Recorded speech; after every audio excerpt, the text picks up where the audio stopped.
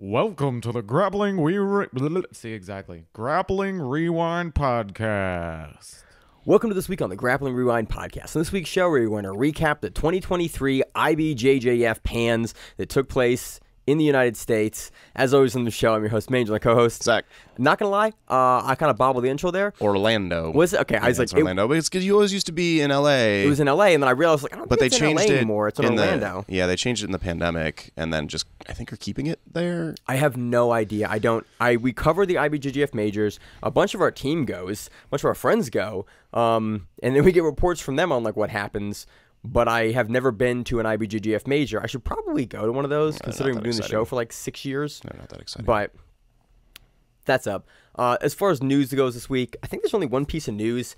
I don't think we talked about it last week. Probably want to do it when Miranda's on. Nicky Rod, I want to say, passed his drug test. Yeah, I guess that you could say. So there is a YouTube personality that does these randomized drug tests regularly. Randomizing. Pretty heavy quotes. Well, I mean, quote, yeah. So he drug tests other internet personalities. He's one of the guys that, like... More plates, more dates, I think is the channel name. More plates, more dates. I think it's the channel It's his name. thing to, like, call out internet personalities about their bullshit, and then they do blood tests, and he interprets them and says this dude's lying or this dude's not lying or whatever, right? And Nicky Rod's test came back, and aside from being... Pre-diabetic and has high cholesterol. Essentially, he's like, he probably hasn't been on cycle for a while, if he's been on cycle at all. And considering if he was on for ADCC, and you probably, if you're going to be on for anything, you would have come up. Fuck, man, he might not be on steroids. Yeah, he basically said that he could have been on for ADCC. He wouldn't, timeline-wise, wouldn't have been on for the Gordon fight after ADCC. Yeah. And then was like... So if he wasn't on for the Gordon fight, it actually wouldn't have made sense for him to be on during ADCC either, because he would have just stayed on for the Gordon fight that happened shortly after. Right. And so he was like, it seems unlikely that he was on for ADCC, but like you can't know for sure. You can't know for sure anything, but it was just very funny. And but I love, again, the B team guys, like that whole team. They get the joke, and they're in on the joke. I watched the thing with Damian Anderson, because the Simple Man podcast, I catch clips from that occasionally. I'll be able to watch the shows, and I catch up now and again. They did a thing where Nicky Rod was showing a body lock, and they intro it out with, like, Damian Anderson going, we're here with Nicky Rod. He doesn't have not a lot of time left. And, like, it seemed like Nicky Rod, I'm not sure if got thrown off by it, but, like, he's like, all right, I didn't know it. And then he goes through the technique, and he goes, man, it'll work even if you have high cholesterol. You know, like there's something like this. But they just keep leaning into it, and I really appreciate more humor in this sometimes sport that takes itself too seriously. We're talking about a major at IBJJF, but I just thought that was funny news this week that came out. Again, we've talked openly about how we feel about steroids. It was just very funny, and I really appreciate the B team guys for just absolutely leaning into the jokes and like making me laugh at Instagram now, as opposed to, you know, prior where it was less fun and more mean. So, agreed. Zach, any other news? I think that's it. That's all I got. So that's all we got for news. There's a lot to go through today. So we have a shitload to cover. It's a major. That means 18, but no closeouts. No closeouts. 18 finals matches. We are only going to cover the black belt finals for the adult men and adult women, because that's historically what we do, and it's already 18 matches. Some really, really great matches. Some okay matches. Although I think that, in my opinion, this was the most interesting IBJJF major that we've seen in maybe a decade. Everyone's saying that. I don't want to disagree. I think there was some interesting kind of... I think in this IBJJF major, we saw more similar technique than we have seen in a while. Like, there's a couple things right now in the meta. We saw more guys and women double underpassing than we have seen in... That was a weird thing. That was weird. That was weird. Like, I noticed that more than anything else. But there was a couple of techniques that kind of came to a meta in a really interesting way in this major, more so than we've seen in the last few years overall. I more just meant that there was very little touch butt. There was very little, like, 50-50 bullshit. There was very little... like double guard pull bullshit. Like people were, or no one's gonna come to top, or you're gonna play for the. Right. There was very few matches where you felt like they were playing. There were a couple of them. You felt like they were playing for the advantages. It was people going out and trying to impose and implement their game, even if the match wasn't the most high torque. And I think there was even some, you know, maybe it's even less strategic play where people were were still being aggressive even after they were up on points and stuff, which we don't usually see in majors. Like, we saw people in the finals continuing to play their game and press forward instead of biding their time to win on an advantage. We saw, and we saw like more stand-up, which the more exciting stand-up with aggression, that people were driving forward and actually doing takedowns and things like that. I thought it was good. I was happy with this. We're seeing, I think it's a good meta shift in the right direction. I just wish we had more people in the stands. Yeah, well, I think that it's been dry and defensive, and we'll call it tactical, for so long that it's going to be hard to get people in the stands. But maybe if this keeps up, it changes. Historically, on the show, we typically start with the men's lightweights and move down. What do you mean historically? I've been doing the major. I've been doing every major for like 3 years at this point, Maine. I have been doing majors, and we have been doing it starting with the absolute longer than I think I had not been doing majors at this point. We're almost there. It's almost 50-50. But we're not quite. We got to stop saying it. We do it the way that we do it now, and we start with the important people. We start, if for the audio listeners here, I'm a very small man. Zach's about, 100 pounds larger than me, give or take. Sure. So here we are. I like the ultra heavies. So let's ultra heavy or open class. Open. All right, let's start at the open class.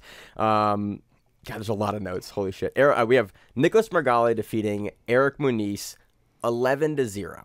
Yeah, A shutout in the open class. In the open finals. It was impressive. But to give some credit to Muniz, he is the only person that Margali did not submit the entire tournament. That's crazy. Margali submit his way through his weight class, which we'll talk about, and then also submit his way into the finals of the absolute. And Muniz is the only person that didn't get as subbed. A singular. He not submitted. Yeah. We can keep going. But man, Margali did look incredible here. Muniz looked better than anyone else against him for sure. Yeah, I think it was really funny because we have Margali shifted over to do nogi for ADCC. This is the first time, I could be wrong, I think it's definitely the first major we've seen Margali back at since ADCC, and then there was a lot of questions about, like, hey, he's moved to a no-gi camp, he's primarily doing no-gi, he can train some gi prior to this, but what was Margali going to look like?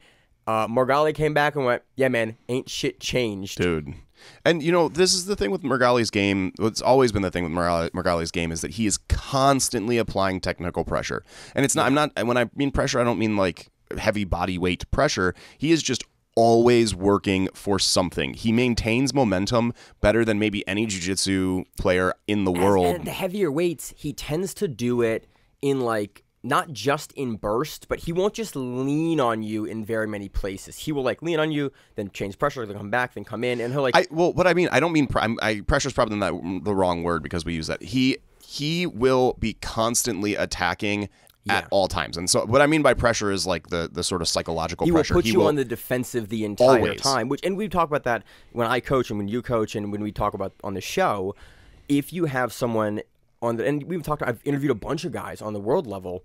They talk about, when somebody takes the initiative from you, it takes time to get that back. And a lot of times you just never, at the highest level, you never get that back. Margali has a game and Tynan Daupra has a game. Like those two guys where you are defending from the jump and you just never get to go. You never get to even start to open or impose or bring the match into your game in a significant kind of way, because those two guys, and Margali especially, is just pressure.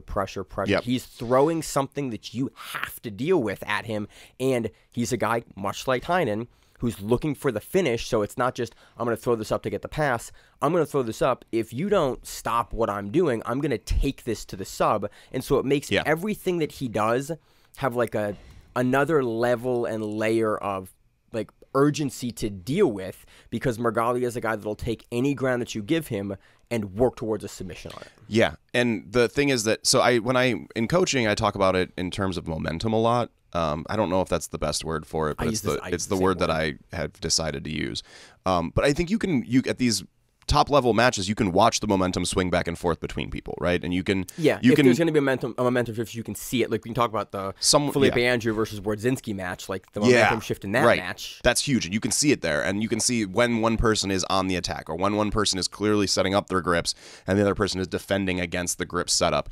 In Margali's matches this weekend, I don't know if there was any point in any single match that he had where I think the momentum had swung against him, that his opponent actually had the momentum in the match. He was consistently driving in the driver's seat. I mean, the Muniz match was the closest match I saw, and I'm trying to think of, I watched that match 30 minutes ago.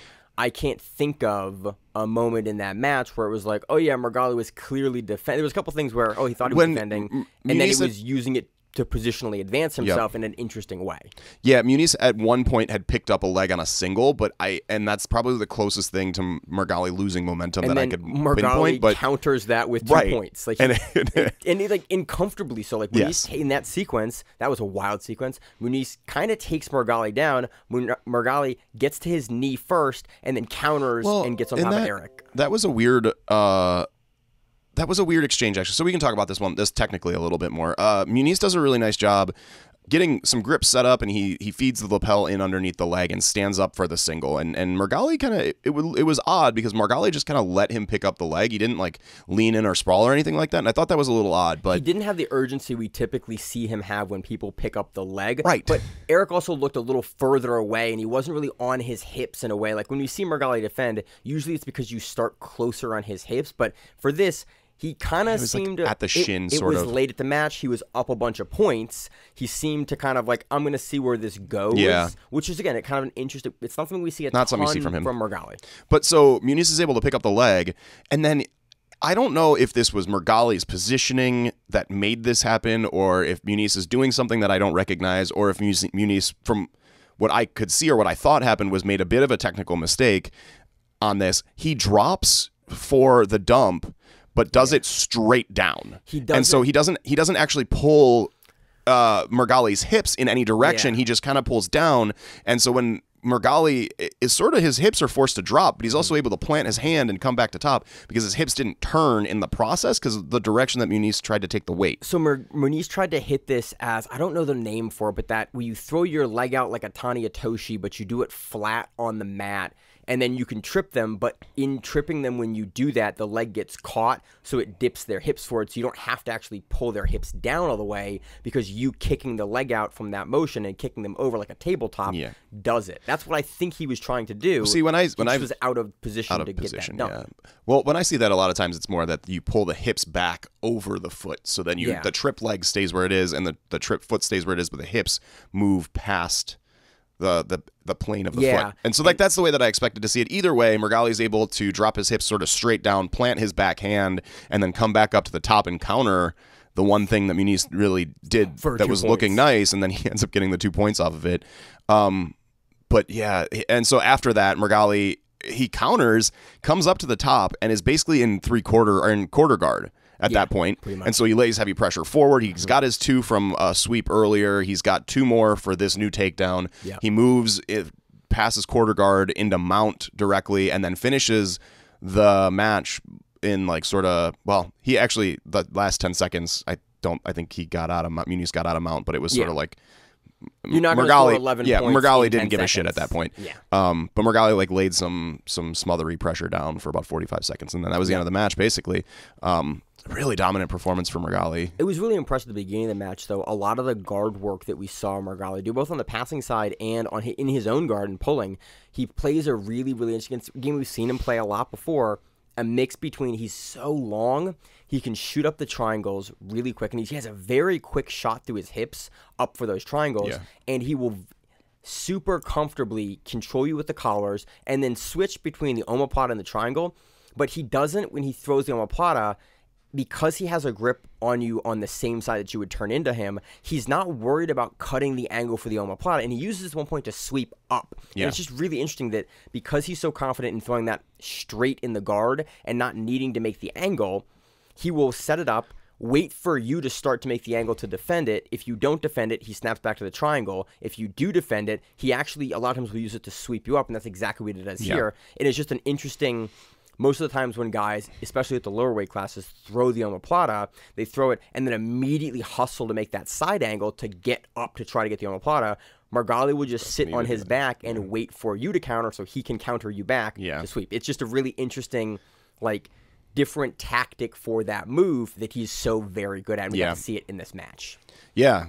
Yeah, and something else that I noticed after some guard play, and I think we actually have an opportunity to talk about this in the next fight at his ultra heavyweight final, but something that Mergali was doing a lot this entire weekend was playing the lasso, which we saw a ton of. We saw a ton of it. Well, we saw a huge resurgence of lasso at Euros this year, and then that's held true through Pans as well. And we know Mergali plays the lasso, but what he was doing that I thought was really interesting is he takes the lasso, and then because he has those long ass legs, he was shoving his foot all the way through to like under a butterfly hook, and so he'd have the lasso and then go underneath the leg, and he was sweeping off of it. He didn't get the sweep with it this time, but that's what set up his first triangle attempt that went to the plotter, that went to the sweep, that went to the It's really interesting though, because this is something I've played with because I play a ton of, not in that same position, but you can stop people from long stepping you because they commit their weight. You can lift them over as they try to long step. And we saw that a little bit in the Wardzinski and Felipe Andrew match, where it's like Felipe Andrew would try to long step, but Mergali and Wardzinski keep their leg in that position. So if you overcommit on the long step and don't make it through, you can get overhead swept on it, and Mergali being so long, and especially with the lasso, because you have their posture controlled, that becomes an overhead, kind of like not a balloon sweep variation, but looks a lot like a balloon looks sweep. a lot like a balloon sweep from the lower thigh over. And so it's just, his game is really unique. It's really cool to see him back in the gi. That was his open class win. He takes that again. Impressive performance. Let's talk about his ultra heavy finals match, Mergali versus Yatan. Yeah. My weight classes are at the bottom of all the stuff, and like the notes for it are all on the bottom. Ultra heavyweight. Yeah, so ultra heavyweight final, Mergali again versus Yatan. This was resembled the match that we saw with Muniz. Similar tactics from Mergali. Mergali's able to finish this one with a sub. He starts by playing guard with that lasso. What I've noticed that a lot of people did with that lasso, this isn't just Mergali, but it was very evident in this particular match, is that people are, I think classically you think of lasso paired with like a spider grip on the other side, or sometimes a pant grip, but these are sort of like a static lasso situation, and then people are working to get their hips into place.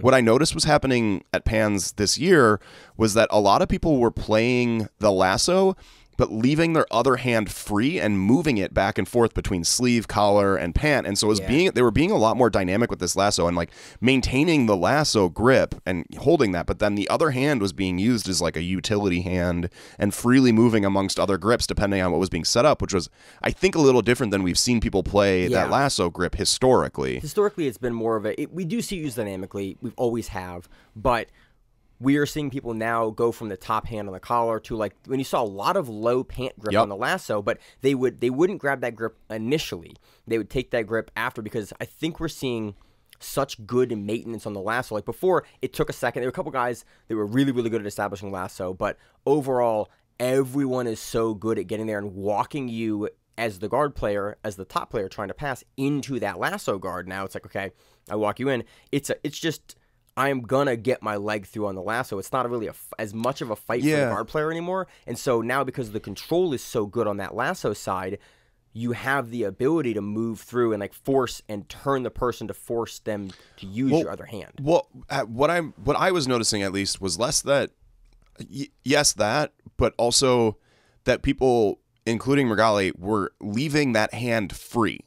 Yeah, they aren't getting a grip, and like the lasso was, maybe people would move between grips occasionally, but it was always from one grip to another. I'm moving from your sleeve to your lapel, and there's very little time that my non-lasso hand is not occupied with a grip somewhere. And I notice a lot more people playing it a little more reactive, maybe, where that hand is free, and then you're waiting for your opponent to start moving in a particular direction before you grab the right grip.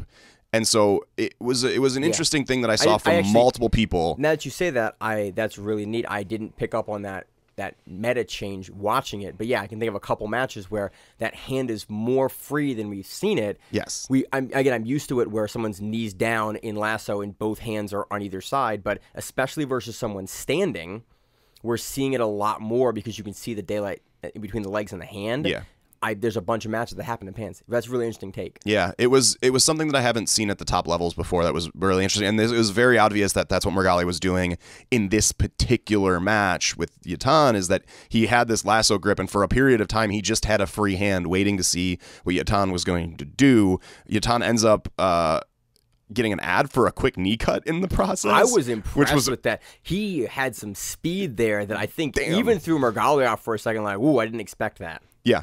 And Margali is able to recover guard right away, though. So he gets the ad for it. He doesn't get the pass. But yeah, that was impressive. You don't see people do that against Margali very much. In the process of recovering, though, Margali gets inside hook and then the back belt grip and then launches Yatan in a fit of vengeance. Kind of what it seemed like. It was a really beautiful hook sweep from the back belt grip, the pull through situation. I think in my notes I have described it as some wizard shit. I don't know. Even the commentary kind of like stopped speaking. Margali at one point in this match, after this sequence, hits kind of like a Barambolo counter to something. This finishing sequence is incredible. I have it written out pretty good. You want to run through it? I will. I have wizard shit. Yeah, in my notes. I went and watched this multiple times. I was going back and rewatching, and I still don't have very good idea what happened. But like I was trying to get what happened. It's just how to. It was incredible. Describe how to set up what happened. Yep. And so what happens after this initial sweep that Margali almost hits? He gets the ad for it. Yatan's actually able to get back to neutral from that like hook sweep, back belt grip sweep, right? Margali ends up back on the bottom pulling guard. He pulls guard and starts from a collar pant grip with Yatan standing and one hook inside Yatan's legs. And so Margali's got a grip underneath on the pant grip and then a opposite collar and then one foot in like a butterfly, but Yatan's standing. Yeah. And then loads Yatan up onto his shins. Yatan tries to forward roll into crab ride once he's loaded because Margali does this thing that, I see a lot of people do. Like, I'll do it with newer guys just to, like, get used to how, but Margali, like, get used to you following your weight forward and be able to catch your body in a sweep. Well, Margali just pulls him up and loads him onto his shins and then waits.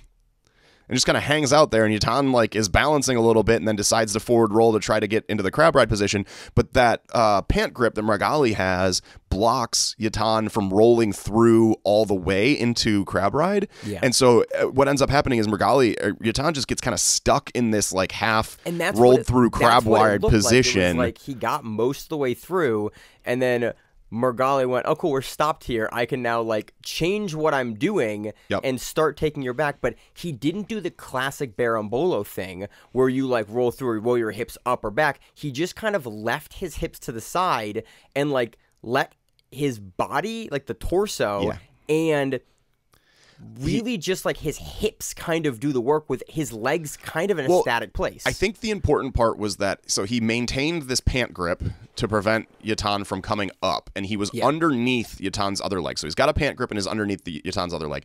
And then he swims one arm through around Yatan's hips and grabs around Yatan's waist with that grip that's now under. So he climbs underneath Yatan's leg while maintaining the grip on the other one so that he can't get up. And then he comes around over top of Yatan's hips and then is able to climb, like ladder climb up him onto this. And because of the way that he was set up originally, he has one hook. He does very Margali shit here where he doesn't actually care about taking the back at all.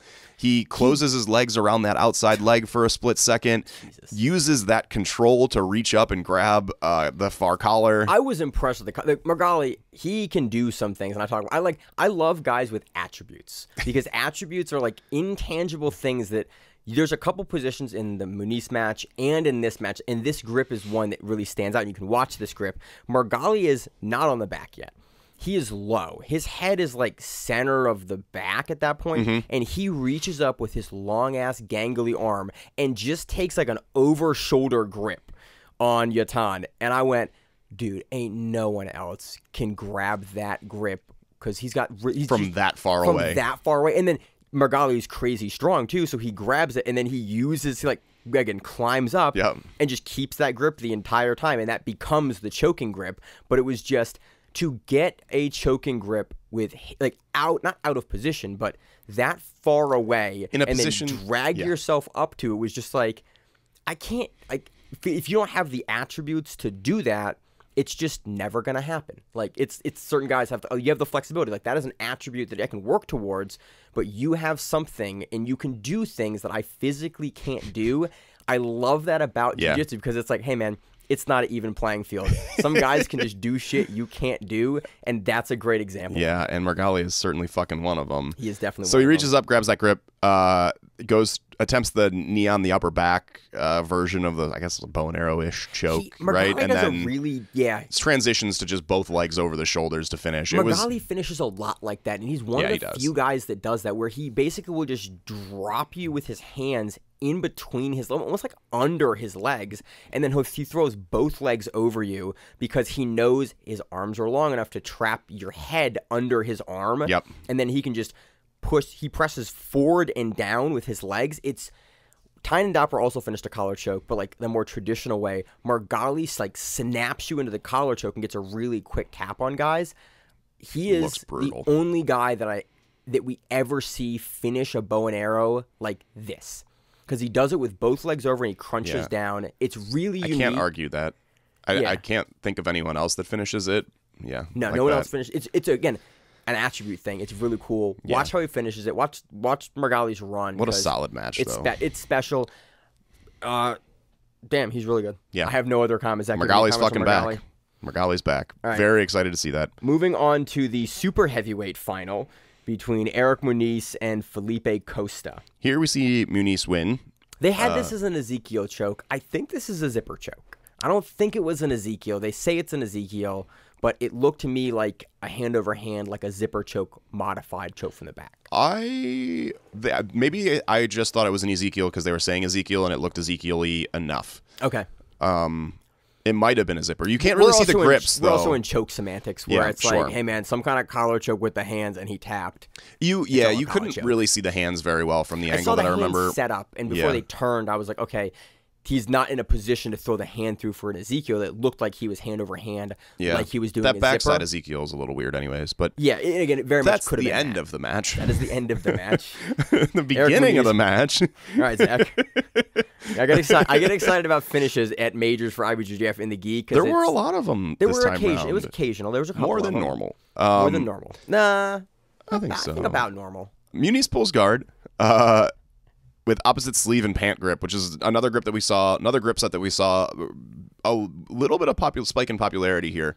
We're seeing a lot of guys take that low pant grip, like as low as you can possibly go on the cuff of the pants. And even Muniz, with his taped up hand, grabs it and he jumps the guard pole. I thought it was a really interesting piece to keep that standing leg. Again, he's long enough to grab that when he gets pulled up in the guard. But we saw a huge, that was double underpassing. And this grip in particular was almost every most matches had at least some version of it. Had at least some version of this grip taken at one point to either sweep or do something else with. But it's a really, really popular grip for sweeping now in a way that it really wasn't as much a couple of years ago. It's always been there. We've always seen it, but it's an entry grip now. It's a thing that people are getting to start with, right? People are grabbing that grip and then playing open guard with it with just an opposite sleeve grip or a collar grip or something like that. And so that's, I think, a little bit unique. We're seeing a lot more long-range guards played in a lot more standing opponents. Like, you have to stand to pass now most of the time. And so, or to get into the passing sequence. So it's like that grip, I think, is becoming more and more and more available because now everyone stands to pass almost all of the time. And we're seeing a lot of guys get comfortable not getting balloon swept over top. So the stance from used to be that long, like outside Toriando stance, we're seeing a lot more over top of the guard stances to like jump over. And I think it's making that grip more available. And that, I'm trying to kind of think of a reason for why, but I think probably that stance switch from the passer is making the grip more available, and we're seeing a development of the meta. In response to that, we also saw a lot of hook sweeps this Pans, which is probably a response to what you're talking about with closer hips, because that's when you get hook sweeps, and that's what Muniz does here. He sets up the hook sweep single foot in underneath Philippe's crotch and has that outside pant grip and collar and opposite sleeve grip. He pulls the opposite sleeve grip down and gets Philippe's hips up high enough where he's able to tilt him off to the side. They end up both hips on the mat in not 50-50, but like a double seated guard kind of situation for a hot minute. Like you can see 50-50 from there. Yeah. It's a very common transition. He just doesn't swing the leg over. Yeah, it's a double seated guard, we'll call it. Yeah. Off that sweep. And then eventually Muniz is able to stand or get to a knee for just long enough to get the points. And then Philippe attempts a come up sweep in response, and then Muniz, this is one of those times where I was watching and I was like, it kind of looks like Muniz is running out of bounds here. It very much felt like Muniz was intentionally using the edge of the mat, and we haven't seen much of that lately because it's penalized. Muniz did not get penalized for it, but I think it was kind of a gray area situation where... It was one of those... It's one of those I'll give you one in the event. Like, if guys start doing it as the event goes, we got to play a little closer to the chest. But there was two other times in the finals that it kind of happened.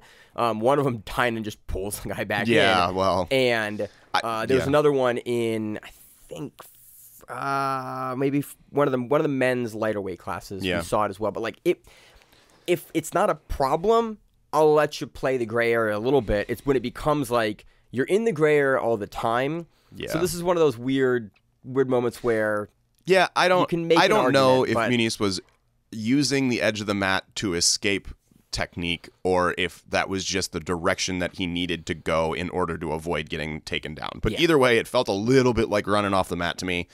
Maybe, when you can see things from a bird's eye view instead of one camera angle, opinions change on that. So it might not have been, but they do end up going out of bounds when Philippe had a single and had a little bit of momentum going in where he might have been able to get the takedown points back. And then they reset back to the center in neutral, and Muniz pulls guard.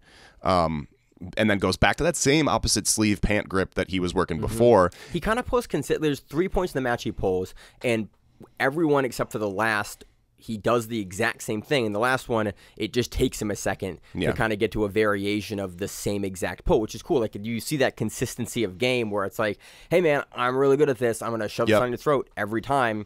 And it was interesting to see Costa counter with the takedown attempt there, and then Muniz go, I'm going to pull again. Yeah. And then we see a very similar situation. Muniz this sort of gets this sweep in this weird, progressive, effortless kind of looking way where he moves to De La Riva and with that pant grip and the opposite sleeve, and then slowly off balances Philippe in such small increments that eventually Philippe is just forced to sit his hip to the mat. It was a very interesting progression where, like, it was just slow control and forward hip pressure that ended up making a situation where I think Philippe's best option was to sit his hip to the mat. Because you get either big swept or you sit down and try to fight out from it. And so tactically it makes a lot of sense. Commentary picked up on it. It was like, there are some spots that Muniz can get you over with his legs that other guys do not have the strength in their legs to do that. And you saw a bunch of matches and a bunch of ranges here that Eric Muniz was playing in with those positions that it's like, oh, your legs are ridiculously strong, because he can move Costa around in a couple of places that you're physically not going to be able to have that level of control at that range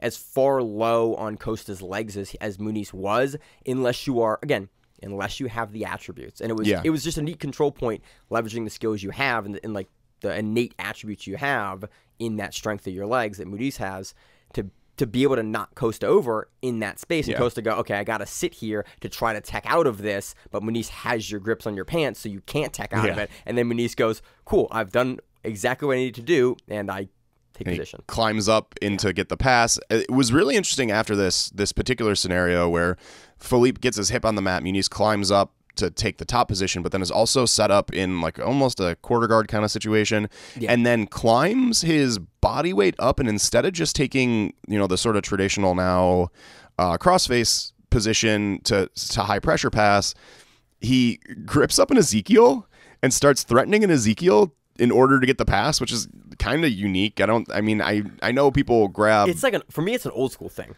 Like, old school guys do this when it's like when they want to pass and you're being stubborn, they'll throw collar chokes on you. Collar chokes, yes, but an Ezekiel is not something that I've seen much before. Maybe in my old gym, like, there was a thing that happened to me as a small man all the time. So it's like I was like, I've been there before. But it It's worked. not common at the super high Yeah, levels. sure. But it was one of those techniques. I was like, oh, look at that. It's an old school thing. But it fucking worked, and so he uses this Ezekiel to climb into side control, and I think Philippe has to defend this Ezekiel enough that he lets Muniz end up just getting a full side control position, getting the pass. It's one of those you have to turn enough to block your face and neck. And in doing that, it's like I can either concede position or I have to eat this choke way longer and they can lean on me. And it's like they're going to get it. I can either scramble to try to avoid and get out, or I can let the guy just like lean on me over, and eventually he gets a super deep choke and the position. And so it's like the best of two evils. You make the decision to kind of try to scramble out, conceding the pass. Yeah, and the rest of the match was, I think that put Muniz up pretty significantly. The rest of the match was some back and forth guard play. Muniz does get another sweep. Again, looks relatively effortless somehow because he does this sort of progressive forcing Philippe to sort of sit to the side. And then he's able to pass there and secure the backside Ezekiel for the finish. I have backside Ezekiel, but maybe it's a zipper choke. It could have been some sort of. Again, it's one of those you get into minutia of collar chokes. Like what's a zipper choke? What's a you blur the lines where it's like use the lapel on the neck with both hands in to choke. Was it the flat of the hand? Was it the sleeve? Who knows? What'd you get?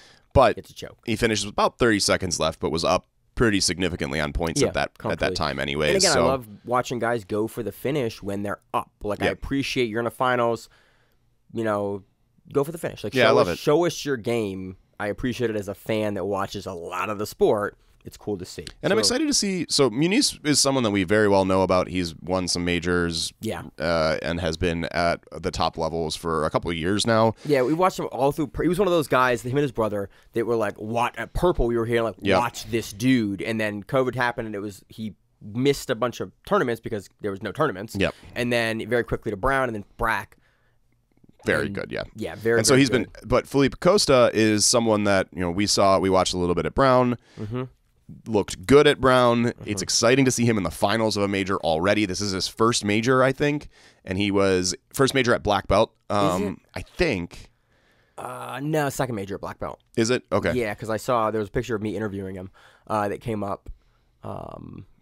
But that wasn't at black belt. No, that was a brown belt still. But it was. But he did a major stint, and in the picture, included some accolades from him at black belt. And I forget which major. So still early in his career, it's nice to see him in the finals of Pans. Absolutely. He's someone that we've been watching a little bit of for a while, and it's exciting to see him at this stage. Muniz is a dominant force. Hopefully, these two get matches together again in the future. Awesome. Again, it was a really interesting dynamic, and I like to see it. So moving on to what was one of them. So the heavyweight final. Josh of Grappling Rewind has this on his match of the year list as a candidate for match of the year. Yeah, I agree. So I watched the match again with that in mind. The first 6 minutes of this match is pretty slow. This match ends 11. You want to do it? Incredibly, yeah. 11-11 with 2-1 adds. Wardzinski takes it over Felipe Andrew. I have some timestamps in the match that I can go through later, but with 2 minutes left, let's see. 2 minutes left. Felipe Andrew is up 11-0. He had 9-2 with 2 minutes left is what I have in my notes. Let's see, he's up at 6:15 left. He's up 9-0. Oh, okay. That's probably. But again, I thought it was 11-0 at one point. And it was 9-2 at one point. Okay. But again, very high scoring match for Felipe Andrew. Felipe Andrew is just consistently Adam Wardzinski. He's one of my favorite guys to watch because he plays a game that I play, a lot of butterfly guard, a lot of long range sweeps, hook sweeps, overhead sweeps. Just a game I like. He passes to mount. He uses all of the stuff that I have tried to incorporate in my game. I get to watch Adam Wardzinski do in finals, in semifinals, and at majors. I like the guy. I like his game. I study a lot of his game. He's down a lot here. And so I'm going to interject because I don't want to just talk about the end of this. I want to talk about, I think, why the end of this happened. Okay. And so Felipe Andrew is typically a standing passer. He passes with a little bit of mobility and from the mid-range. That's how he typically does things. And at majors, he'll play a lot of guard and he'll triangle a lot of guys. Sure, yeah, but like I'm talking specifically his passing. We know Wardzinski's going to pull. We know Wardzinski's going to end up on the bottom. What we care about is how Felipe Andrew is going to deal with that guard that Wardzinski has. Felipe Andrew's typical game is to play from a standing or mid-range pass. Yep. And that is what Wardzinski wants people to do because that's how he sets up his guards. Yes. Felipe Andrew did not pass that way for the first 7 minutes of this entire match. He played low and heavy into the hips, climbed into high crossface pressure, and then passed through with high pressure passing. Yep. He did that. And then he gets the knee on belly. That's after he scores his first 9 points, is that initial sequence of...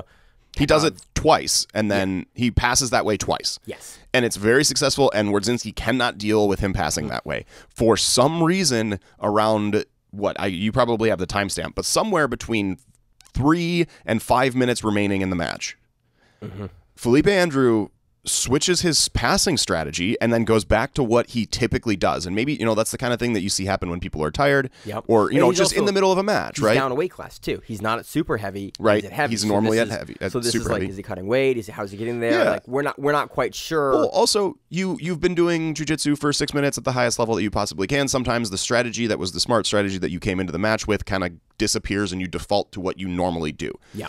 I don't know what happened. Maybe he intentionally switched strategies there.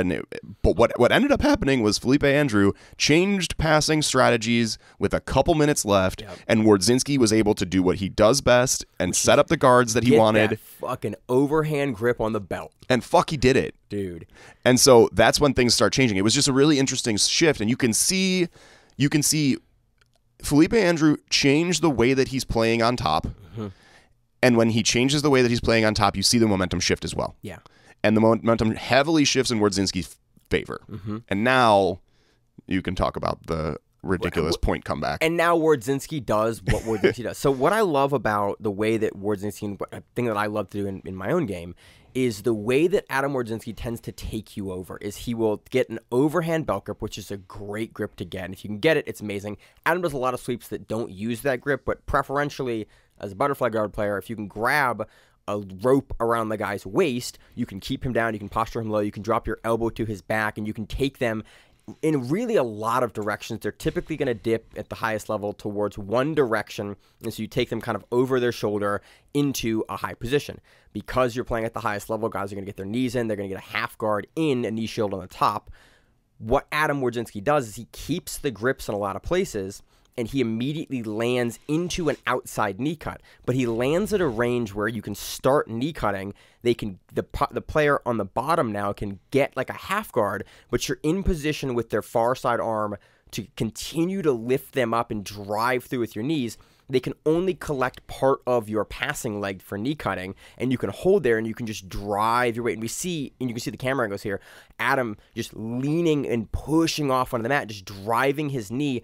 You don't just have to kick off their leg to pass. You can drive into them and drive through your own hips to pull your leg out. And so you have this nice combination of passing work where Adam can push off the mat with his free foot, drive his knee down to pass, and then when Felipe Andrew holds in, he can bring that foot in to push the knee, and you can go between these two things while still having a really good upper hand grip or a grip on the belt on the cross side or at the shoulder, and eventually their legs are going to fatigue and you're going to get passed. And because Adam's used to that grind forward, pass to the one side on the sweep, you're going to get it. And that's what Wardzinski does. And it's just it's cool to see the shit that I do work from a guy that's good, Zach. But so Wardzinski does all that and manages to pass directly into Mount. Which is exactly what Felipe Andrew had done to him earlier. It was one of those mirror matches. They both had two sweeps. They both had a pass directly to Mount. Yep. Wardzinski finishes the match. Time runs out with him. And they're even on advantage. They're even on ads. They both have one ad. So it's completely tied up with about 30 seconds remaining. Wardzinski. Wait, one more piece.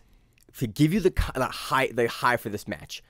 Wardzinski scores late kind of quickly, but Felipe Andrew most likely is going to get this decision. He's been dominant more stretches of the match. There was kind of a flurry from Adam in the last 2 minutes where he's evened up the points, but Felipe Andrew had probably 6 to 7 minutes of really strong dominant pressure where Wardzinski was really playing on the defensive. So even with Wardzinski ending the match in mount, he's probably going to lose the decision here. Yes. And now you can go, Nick. And Wardzinski sets up a Ezekiel X-choke. X-choke from mount. Just... I think it was a legitimate sub attempt. It probably was. His hands were deep. He was doing his best to get it. I don't think you hit an X choke that way against Felipe Andrew, but time runs out with a sub attempt on. He gets the ad after time runs out because that's how the rules work. If you finish, sub in, and they determine it as a legitimate sub. And again, his hands were deep. Yeah, his hands were in. One thing I noticed this whole tournament. They were more lenient on the ads for subs, and there were some that I was like surprised. Some that I was were surprised, given. but I kind of don't hate it. Yeah, it encourages it. Like we see people looking for subs more, and I think that it's changed the meta. But Wardzinski finishes this on top, gets the ad, wins Pans with the ad, and it's his like he has a Euros win or two. Yep. And a trials win for ADCC. But he's also, he's had some, Wardzinski has had top tier wins. Absolutely. He's also been consistently like the third place guy at Worlds and Pans. Yep. We've seen him lose to the guy that wins a couple times. Frequently. No, I would say frequently. Like we see Wardzinski frequently go into his bracket enough, and then he loses to the champion in either the finals or the semifinals, and that is a lot of times like where he gets if the top other players show up. Yeah, Felipe Andrews, the top dude, he gets it done. Adam Wardzinski takes very Pans. happy for him. Yeah, it was nice to see him finally win Pans. Right, Pans and Worlds are the ones that people really want. Those are the two biggest in the gi. Yep. They're the most widely attended. Brasileiros is a big deal. Euros is a big deal, but. And again, he has a Euros win, but Pans is like the step. It's the second major. Yes. So it's a bit down from Worlds. So it was nice to see him win that. Yeah. Someone that's been successful and competitive and a really dominant player for a long time. It's good to see him it's awesome to see a guy not from U.S. or Brazil win a major. So again, he's a Polish grappler. Yep. I really enjoy seeing people that are not just from the U.S. and Brazil on the podium and winning, because it speaks to the international kind of scene of the sport and shows, there are guys from other places in the world that are top and are contenders and are champions, and I like that. Yeah, I love it. So moving on to the finals for the medium heavyweight, we had Gustavo Batista defeating Jansen Gomes, 3 ads, tied on points 2-2. Yep.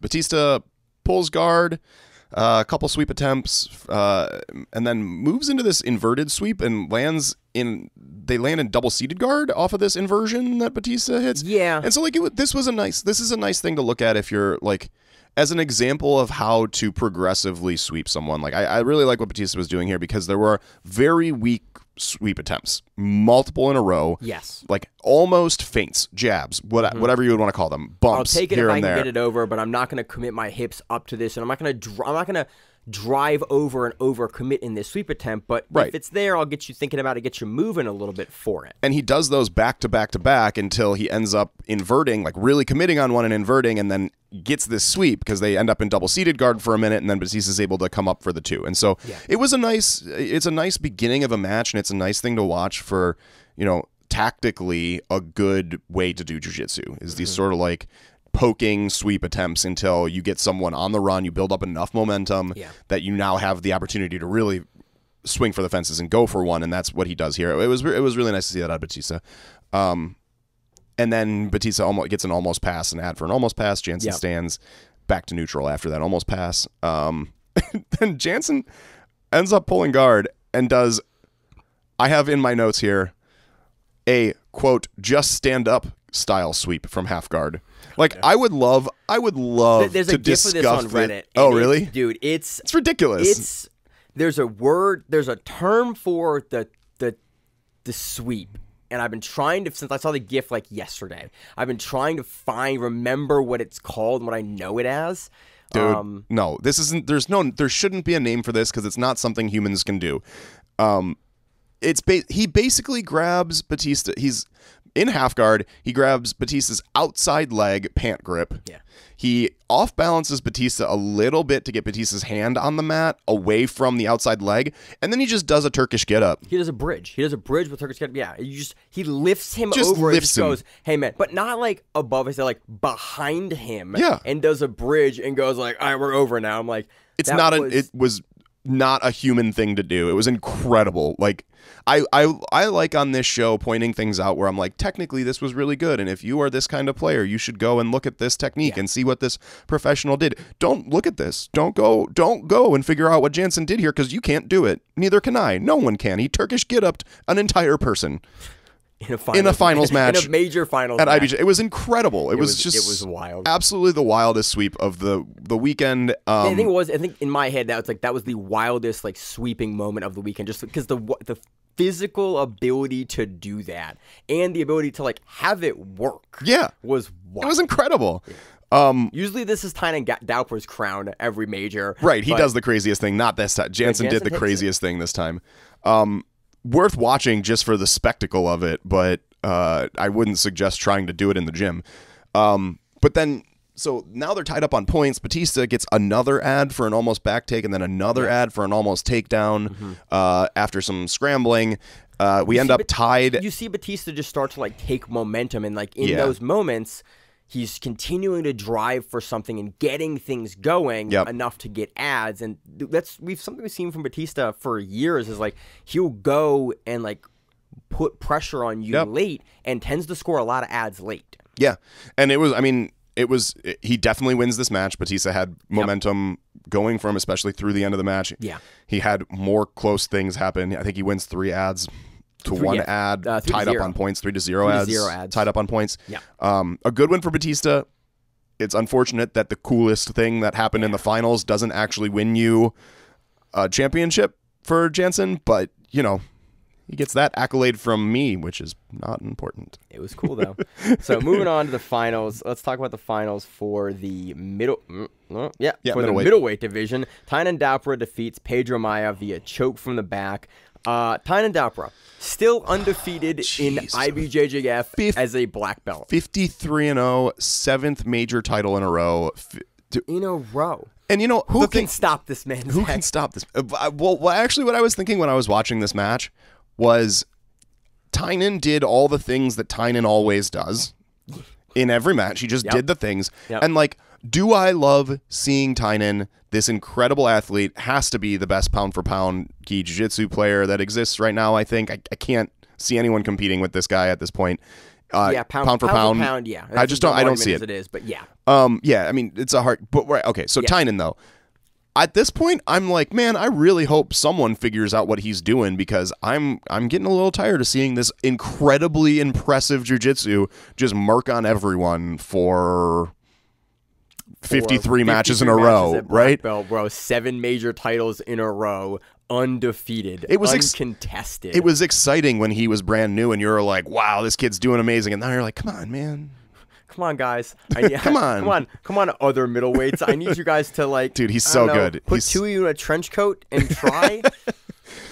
So Tynan. Let's talk about the match. Talk about the match. Tynan pulls guard, and Crafty sets up single leg X, like very intentionally, step by step, sets up single leg X. Grabs the far leg, as Tynan does. He does something interesting here. He and we've seen this is, if you've heard us talk about Tynan, like we're talking about Tynan. He does the same things he does. One thing I noted today, and I've seen him do in the past, but it was really interesting, is that he's playing his single leg X, the inside leg, wide.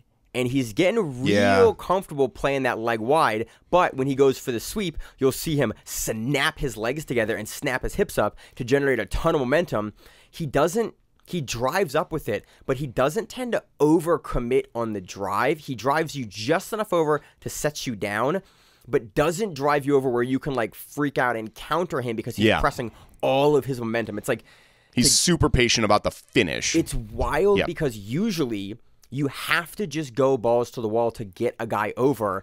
Tynan has the technique to like balance you and then bring that leg in, drive just enough where you are overcommitted and moving backwards, but enough that any point in time he can continue to press further forward or go backwards. And so you're left in the spot where it's like, cool, I have to go this direction, he can still go in both directions. It was just trying to pick apart Tynan's game even more. I've watched a ton of his passing. I'm now trying to learn more of his bottom game. It was just a really interesting, like, we teach guys to do it this way, but the ability to actually not have to commit fully on like a single leg X sweep is just, it's rare. And this is actually a very good match to watch for an example of that, because not only does he not have to commit so much that he drives forward and gives his opponent the opportunity to scramble resweep or anything like that, but Tynan does such a nice job hitting this sweep that they are on the edge of the mat, and Tynan is able to stand up, holding Pedro's pants,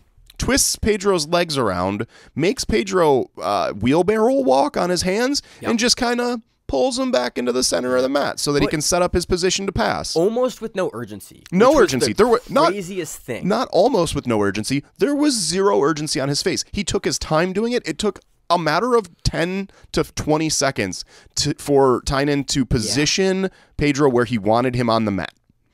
He was that casual about it that he kind of pulled him back and then maybe thought about going in and then was like, I could use a little bit more space, and then pulled him back some more. He does it twice. That's the thing that in my head, because a lot of times you'll see, especially at this weight class, people will do the wrestler thing where they kick over your head in trying to get out of the single leg, but Tynan has good enough control, and he's pulling back.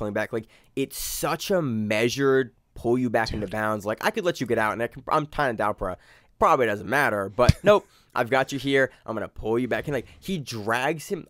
I do love that the out-of-bounds rules for IBJJF are way more strict, so we're seeing more people, like, I'm going to say it, because this is what it looks like hyenas dragging the food back into the mat is what it looks like. Every time, and this is, again, no disrespect to any of the athletes that have gotten dragged back into the mats, but every time when you see this level and you see people just drag back in, you're like, oh, I want this, and I want you back here because I want my points. I want this victory. I want this. I'm dragging you back to have to fight me. It's pretty fucking cool. Yeah, it's pretty fucking cool. So Tynan does that with just no effort on his face. I'm sure there was a lot of effort involved, but on his face you see nothing. And then when he does get Pedro back into the position that he wants, he essentially finishes the sweep by dropping his legs and entering right into his passing position, right? And then Tynan pressures forward in this passing position. He does this sort of climb pass that we've seen him do a bunch of times before. Pedro does the only thing that he is able to do when Tynan does this climb pass that, we all have seen 100 times. Well, we've seen 53 times or so. Close to 53 times. He climbs up. Pedro rolls to turtle because that's really your only option at that point. Tynan is waiting for that to happen. He takes the back and finishes. He moves back and forth between the hooks and the body triangle, and it actually takes him a while. I was like 4 minutes, right? I have about 4 minutes. Really, really impressed with Pedro's defense here, because usually Tynan gets the back, and it's like a minute at most, or like 10 seconds sometimes. Yeah. Pedro defends the shit out of this for a long time, and forces and doesn't almost escape the back, but he forces Tynan to like have to readjust 2 or 3 times because Pedro starts to get his shoulders off of Tynan's like shoulder line. Yep. Again, Tynan does a great job of like continuing to fight the collars and continuing to fight the hands down. But I was very, very impressed here with Pedro's back defense, because most guys, even if they just tuck and like dig and just defend, Tynan gets them like quickly. Pretty quick. But Pedro, for 4 minutes, like, put up. I'm really, really impressed. I want to kind of look at the hand fight. I think he did a really great thing where he fought the hands enough, but also fought the back position enough. Like, he never got Tynan get super, super backpacked on his back. He was always a little bit off the chest line. And that's something we teach people to do, but to be able to do it consistently and not at one point just get squared up on someone's back and then just be committed to fighting the hands, but to remember, okay, the back has to be turned. You have to force the opponent to turn. Then when they turn, I am returning the other way and fighting the hand that's going to punch over. It was just really, really great back defense. Eventually, Tynan Daupra does Tynan Daupra. Gets him eventually. Gets a choke from the back. Again, a higher finish on the bow and arrow. He doesn't do what Mergali did. He does a really standard traditional bow and arrow where the leg comes over the shoulder, pushes down, and finishes. But I was impressed with Pedro's ability to defend here because very few people have been able to defend for that long against Tynan Dalpra. And Tynan is well on the path to greatest of all time status, I think. Right? Like, he's getting there. My question is, he's now clearly in the running.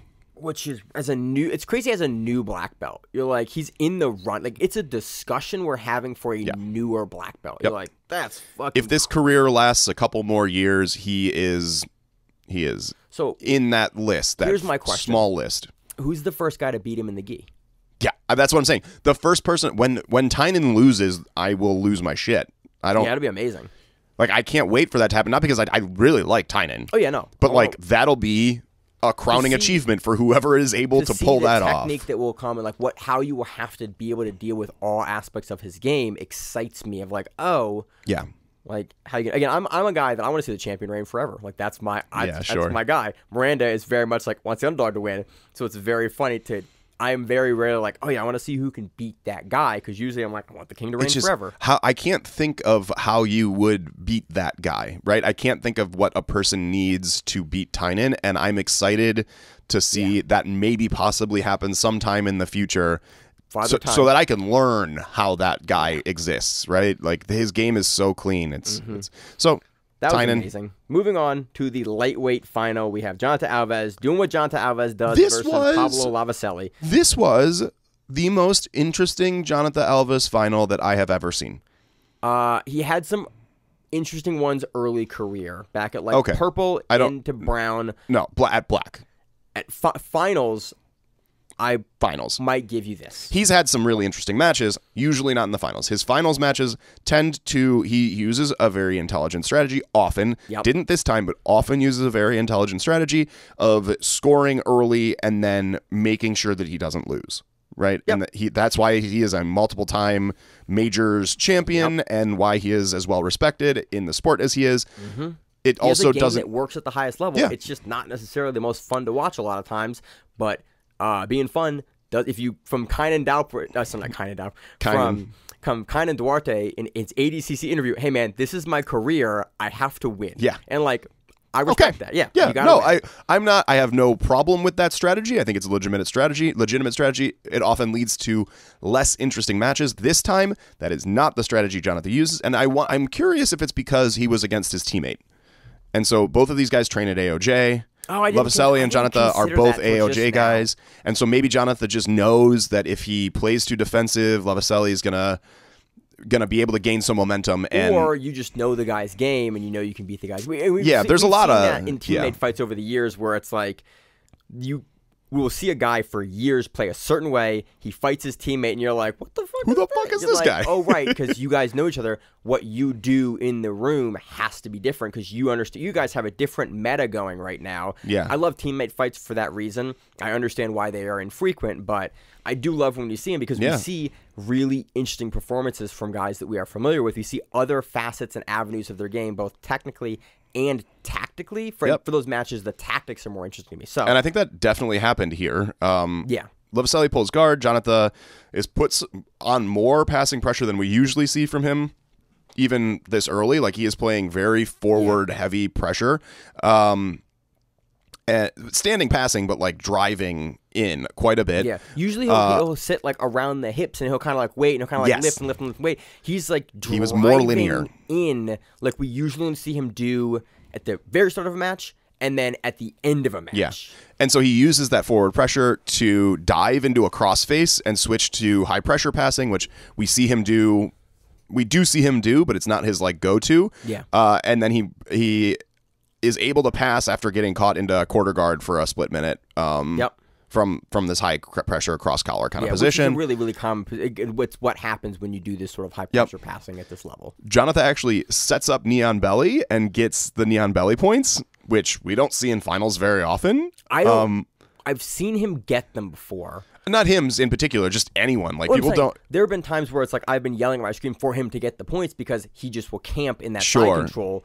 He will go for it occasionally, but it is infrequent. So to see him in this match go for it, and at like the speed he did, is uncommon for Jonathan Alves. It was another interesting wrinkle in like the tactics of his game in this match. So he gets the Neon Belly points. Laviselli's able to recover guard after the Neon Belly points are scored. but Alves keeps up that high pressure passing and is able to pass again. And then from that point forward, it's, have dominant performance, back and forth guard play from Alves. It was really interesting. I have my notes here from Pablo. A really interesting kind of X guard variation that Alves used to try to almost get the back off of in a really interesting way. I don't have many more notes than that. Yeah. But it was just other than it existed. It existed. It didn't really work either way, and it kind of like forced. We had more guard, and both guys kind of got out of it. But it was just a really interesting. It is a really, really uncommon defense to X guard to have a guy get low and try to take your back like that. And it was I remember what you were talking about. Yeah, it exists, and it's a thing you can do. And it's something I've been trying for a while with very, very little success. But it is a technique that we do not see employed very often at all, that we saw in this match. And again, you have teammate fights. Potentially, a lot of times you get these really weird niche techniques where it's like, oh yeah, that you're in deep in this guy's meta. I'm not maybe going to throw what is the strongest in the meta. I'm going to throw what is the strongest in the meta between our rounds, which is this really niche kind of back take attempt off of the X guard the guys plays from the bottom. Yeah. So interesting positional, interesting kind of dynamic between the two guys. Alves takes it, clean 8-0. Yep. Another major, another Pans major title for Jonathan Alves, and an interesting match. Yeah, it was a good match. Moving on to, I thought it was a really fun match, featherweight title. We had Mauricio. This was a good match. Mauricio Andre versus Fabricio Andre. Yeah. So this dude. Mauricio and Fabricio was... If my notes are messed up in this match, it is because I tend to use either name in my notes because I'm watching a match and typing. If I mess it up, it's because Mauricio and Fabricio and Andre are there. So full disclosure on that one. This was a tough one to take notes on, but this was a good match. This was a fun match. And in particular, I love that this is a featherweight match, and we saw probably the most interesting wrestling of the entire set of finals was in this match. Fabricio Andre and all his no-gi prep, and he has become one of the best wrestlers in the lower weight classes in a pretty significant way. He will get his 2 points, and he will leverage both the groundwork and I can score these 2 points standing. Yep. And we frequently see him going for that, and other guys not having great answers for the kind of dynamism of his wrestling in the gi. Yeah, and Marcio did a pretty good job defending. There was some good exchanges from both people, and Marcio even tried to mount some offense wrestling as well. Yeah. Eventually, Fabricio gets one of the coolest singles I've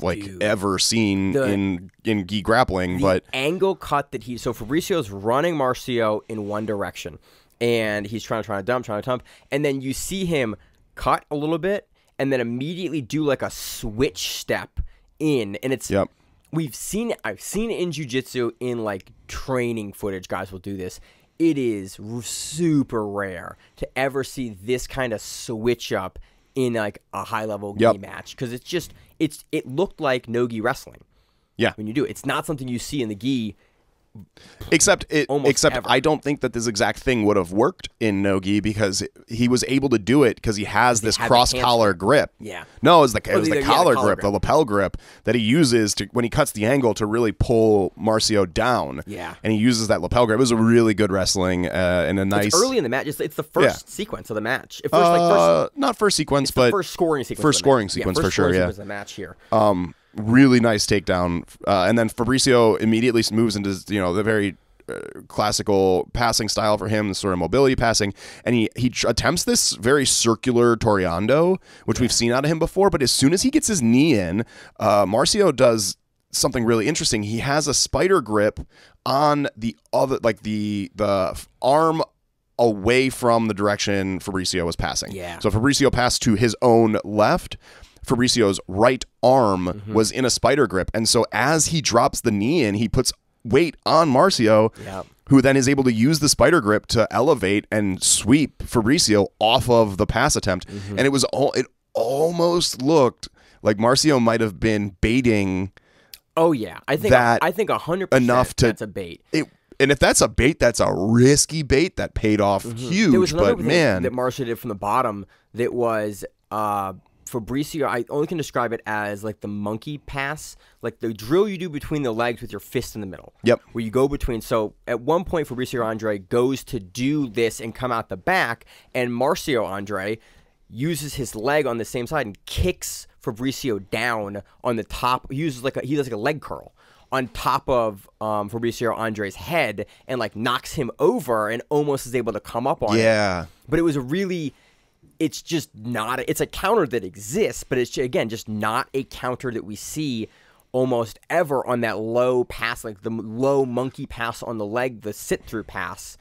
It was just a really, really interesting counter that happened in this match. I went, all right, that is the thing that exists if a guy tries to like hip you under. We saw it, and we're seeing a lot of double underpassing, especially in the women's divisions. I am curious to see if this technique will come up more, because it is classically, if someone commits low on the double under, something that you can do, especially, and we're seeing it a lot, if you have the outside pant grip, you can use those two things in combination to get really good sweeps all the way to mount and get arm bars off of it. So it's just a really interesting meta. I think this Pans, we are seeing a meta shift, and it's neat to watch in real time with enough information to watch it happen.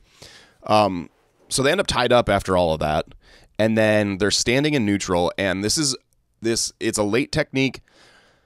The final scoring points for Marcio are a beautiful example of like textbook how to pull guard in a way that sets up your sweep immediately. And so Marcio does this beautiful job pulling guard and then dropping straight into De La Riva. And so he's got the sleeve grip set up initially. He drops directly down, gets his pant grip as soon as he hits the mat, sets up the De La Riva immediately, and then is able to use that De La Riva to hit his sweep, It's a tilt sweep, essentially. It's a tilt sweep, yeah. This is a sweep I teach like every 4 months, because it's the one I like from X guard, and you end up in a waiter guard, or you end up, if you want to do it from De La Riva, the same principle. I'm pulling you down underneath you, especially in the gi. I can, with all my momentum on a collar grip or on a sleeve grip, pull you down so your head is over your hips. As you go to posture up, it doesn't matter. My knees come inside to like either the waiter guard or the De La Riva grip, or the De La Riva guard on the leg. I can lift that leg up with my shin. Because your weight's committed, you can't get your weight and your head back far enough because I've pulled you down, and that sweep is right there, and that's basically exactly what Marcio Andre hits here, and it's super hard to counter, especially when you're playing in close and a guy can pull underneath you into something like a De La Riva, and it's the kind of really sweep, cool. Yeah, it was really cool. It's the kind of sweep that if you set it up properly, it works. It's a very fundamental sweep, but it's one of those that like if all the cards fall in the right places and you set things in the right spots, you're gonna hit it. And Marcio does a great job making sure that all of that happens all the way from standing down into the position where the setup, hitting the sweep, getting the points for the sweep, and then he's up 2. Fabricio really pushes it at the end of this match, but Marcio is able to fend off all of his attacks and ends up winning with those 2 points. Oh no, he wins on the advantages. They tied 4-4. Oh, that tied it up, but he was up advantages. That's right. He was up advantages. Yeah, so he was winning after that because he had the advantage. Because he had the ads. He had one more advantage, and then he scores another advantage late in the match. And takes the whole thing, but it was to tie it up again. A guard pull sweep to tie it up is it's not common. And it's a risk, because a lot of times guys will sprawl you out on any guard pull. And you can stall a little while there, but Marcio did a great job. With the Toriano grip, so great to Marcio to come back from that versus a guy like Fabricio Andre is. Really, and I think really this impressive. is considered an upset, because Marcio, despite having being around for a long time, we haven't seen him. We haven't seen him in major finals in a little while. He's a guy that was competing against the best in the world for a while. Fabricio's been a recent favorite for all kinds of reasons. He's been very high percentage wins and has looked really good. This was a good match overall. Yeah, it was great. In ADCC finals. It was awesome. So moving on to the light feather. There we go. Light featherweight. We have Diogo Hayes taking on Diego Pato. So we're gonna say Baby Shark and Pato because that's easier than Diego and Diogo because that's challenging. We've seen these two compete a couple times in the past. Very similar matches every time. This time, Baby Shark is able to take it. We start with a double pull, and Pato attacks the foot pretty hard. Double penalty reset. It's pretty standard opening for a light feather match. Yeah, less so nowadays, but definitely we will see it Well, I think you're still getting a lot of this one time. I think you're still getting a lot of one double pull. This at Rooster and light feather, we'll and Rooster. You see it, right? And so it's a double pull penalty, and then but you're only seeing it once, whereas you used to see it at least twice, sometimes 3 times. They play the game until somebody got 2 points, and then and then it's okay, but now we got to fight for real. They play fucking chicken, and then you get DQs. But that's not happening anymore. The second time, Pato pulls and sets up a lasso, and Baby Shark he doesn't. It's not a double pull situation. It's just Pato pulls. First note: fuck, these guys are fast. Oh my god, they were so Baby freaking Shark quick. Is so Pato's really quick, and he tends to drive and is like. He plays a very quick game, but a strong game. Yeah. Baby Shark plays I'm real fast, and you probably can't catch me game. Yep. It's a really interesting dynamic between the two of them. I love that we've seen them matched up a bunch because we're starting to see them figure out each other's game. We're starting to again see them go deeper into the meta. Yep. And this was kind of a more different match than we've seen from them in the past. Yep. But we do see Pato set up lasso and then do everything he can to enter leg matrix, which is pretty standard for his game. He does a really good job of working that leg matrix for 6 minutes at the beginning of this match. After he initially sets up the guard, I was kind of impressed with his grip strength. His grip strength, but just his he wants to play that one thing versus Baby Shark. We've seen him do it before, but man, he is unwilling to extend. But again, because Baby Shark is such a strong passer, if you don't lock him down with the lasso, and we saw the couple of times that Pato would kind of give him a little space, Baby Shark would sort of pin the legs and come around, and Pato would have to kind of bring him back in, and okay, I gotta lock you back down and try to get my game going here, and I cannot give you the space. I can't open the space to open my game because your passing gets away from me really quickly, which feels like give you more space. Yeah. And so we see that position played for a while. Pato occasionally trying to enter leg matrix. Baby Shark doing a nice job stopping. I think the last time that Pato won this match was through some leg matrix back take shenanigans. I don't remember. That doesn't surprise me. I don't remember. Baby Shark does a nice job defending that position. He also does a nice job defending the omoplata. Yep. At one point, Pato... Well, he sets up a worm guard first and then moves up to the plata off of a sweep attempt from there. And then Diogo just goes, no, and does 2 flips through, and he does them so quickly. The commentary's yeah, the IBJJF didn't give Pato an ad for that because Baby Shark defended it so quickly. And it's he was in an omoplata, not a not deep omoplata, and Baby Shark just goes, I'll just do a flip here, I'll do a flip here, and then I'm out. And then he just did that. Yep. And it was super impressive. And then after he just does that, he ends up getting enough space to leg drag. And because Pato no longer has the lasso grip, doesn't have the setup on the worm grip anymore, Baby Shark has the space and then immediately can start kind of throwing his passing offense to him. And so he gets this leg drag shelved for a second, just long enough to get the ad, and then that ad wins him the match. Yeah. 2-1 on ads. Pato gets the one ad for the come to top. Yep. Earlier, Dago gets the 2. Yep. So crazy match again. I'll watch these guys fight forever. It was very, very interesting. For a low scoring match, this was one of the more interesting low scoring matches because despite not actually hitting things for points, there was a lot going on. There's a lot going on. You could see, and it wasn't just I'm waiting for you to make a mistake. It was both guys set in position, but doing little. You could actually see the little battles that they were having in those positions, as opposed to I'm going to stall and wait for you to play chicken and move. Yeah. Both guys were trying to sweep, trying to set this up in this really, really small range. So moving on to the Roosterweight finals, the last of the men's matches, we have 2 guys' names who I'm going to butcher. I listened to all the commentary to hear them say it over and over and over again, and now it's my turn to do it. Zaid and Niwa. Yeah. That's what they were calling them. Zaid and Niwa. Classic double pull in the Roosterweight, as I just talked about. It didn't happen as much. It happens. It's Rooster. It's going to happen. It's going to happen a lot. It's what you expect. And then we really teeter-totter sweep back and forth, but it wasn't that 50-50 teeter-totter sweep. It was, and we see this a lot for some reason in the meta at Roosterweight. The guys at Roosterweight are happy to sit back and give the 2-up to keep working. Yeah. And it's a really interesting thing that we really only ever see at Roosterweight, and I can't exactly figure it out because, again, the sweeping game is really strong. It seems like they are electing, and what I'm guessing is happening in the meta here, because we see it frequently at majors, in finals, at Roosterweight, in the gi. is the bottom player is sweeping with like usually an inside leg position for a single leg X variation, or like a 50-50 with the foot underneath, or a leg lift. The bottom player is going, okay, if I don't concede this sweep, then they get to immediately go passing offense on me, and they're going to get passed.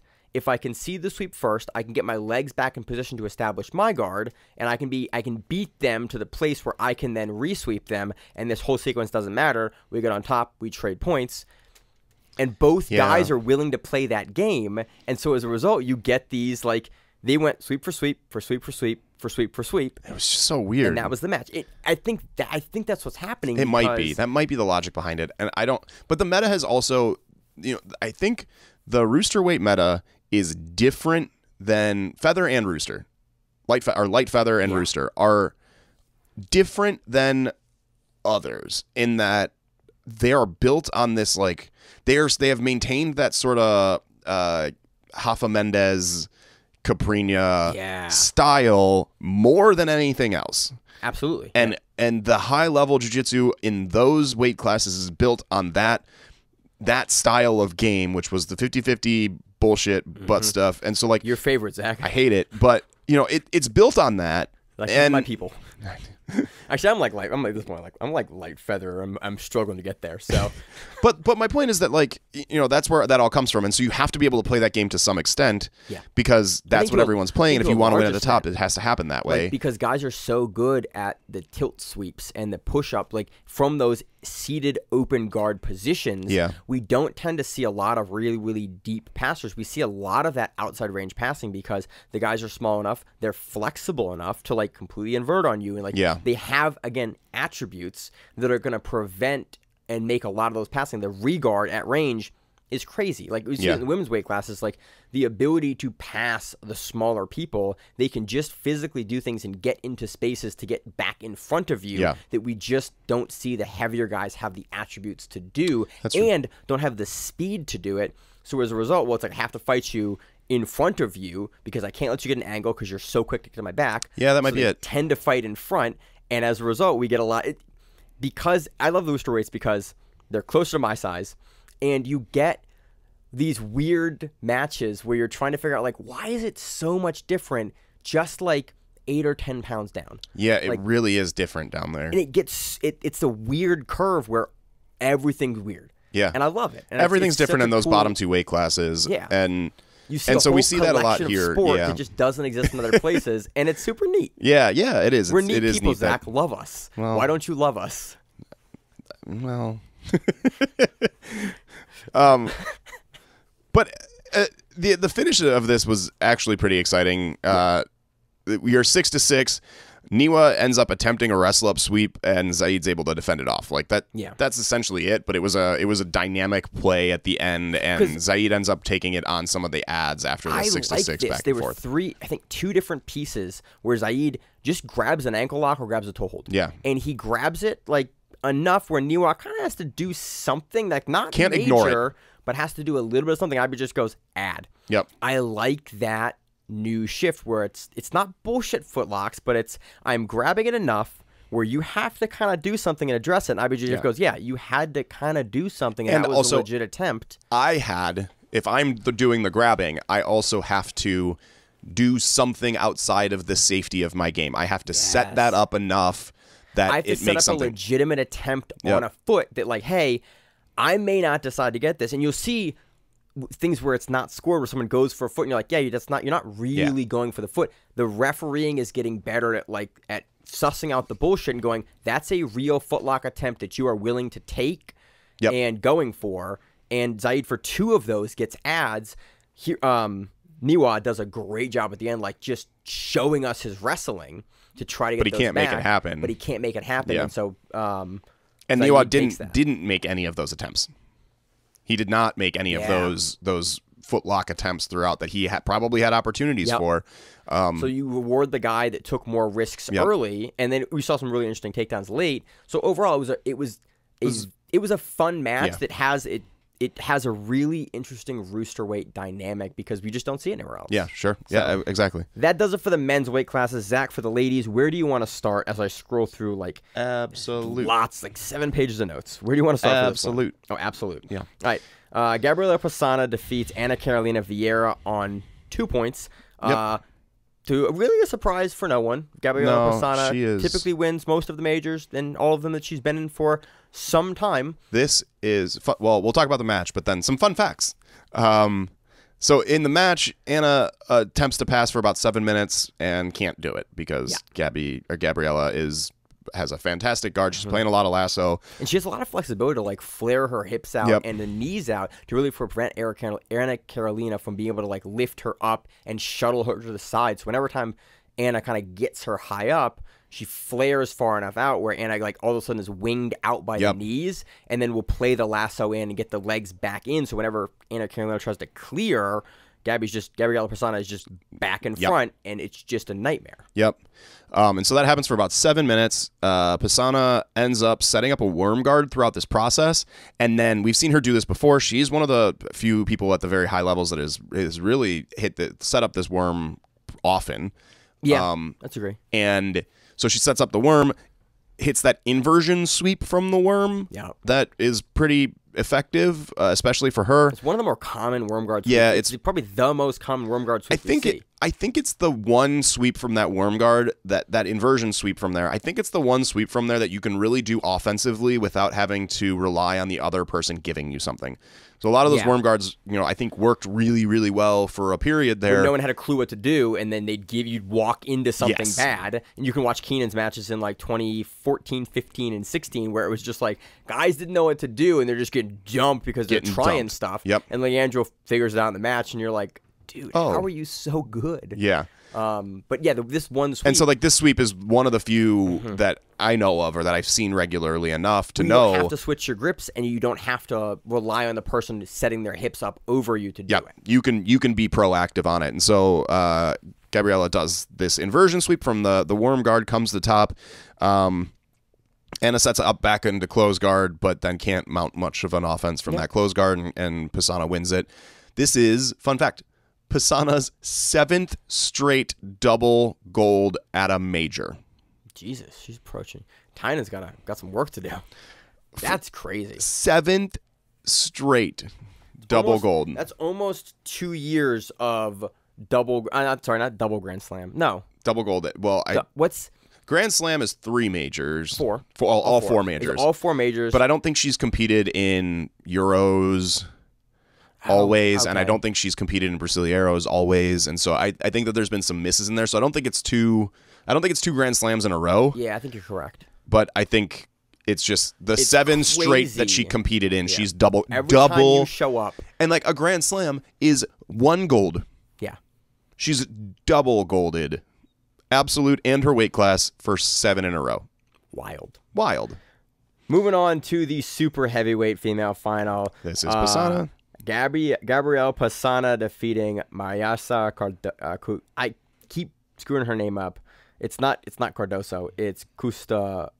I could not. Mayara. Pisana pulls guard, sets up De La Riva, elevates and switches this. This was a really nice transition, actually. So Pisana sets up the De La Riva and then starts elevating Mayara. Yeah. Gets her elevated onto her shins, and then has the inside foot, the non-De La Riva leg. She's able to balance Mayara with that leg while she circles her De La Riva leg out around the leg and then into an X guard. I follow. With Mayara up in the air. Yeah. Just balancing her, elevated. Also strong as shit to be able to do that. The to have strength. The balance and the strength to do that was pretty wild. I was more interested at the end of the finish. The finish was really weird. It was a one-armed ankle lock with foot on the inside and no leg on the outside from and you can just see partially why Gabrielle Pisana is so good is she's got to be diesel strong. To finish this in the way. Like, there was There was no inside or outside hip control here. All of the dynamics that you talk about, this is how you finish because you have hip control and leg control and all that. She had none of those things. She was just like, you know what? I have a good bite in this ankle lock, and you're kind of far away from me. I am going to just yank and break your shin in half, and I think I can get there first. And then she just does. Yeah, she just does. And I went, that is a wild finish to see in a major, that she's that confident to sell for that with no, like, her legs weren't inside stopping the stand up or anything. She was just that confident that she was going to get there first. And that's wild. Yeah, it was wild. Like, it was to have that's 7 double golds confidence at majors to go for that in the finals, and she gets it. And so another one where I cannot wait to see who's able to beat her eventually. Oh yeah, it'll be super. It'll be super interesting, and I'm and she, with Tynan, we see this, and he's at middleweight. He gets one bracket every time because he's not big enough to do absolute, and so you get the one. He gets one bracket. Gabriella is getting 2 brackets every major, and people cannot beat her at this point. It will be very interesting to see who's able to make that happen. It will be a woman named Gabrielle.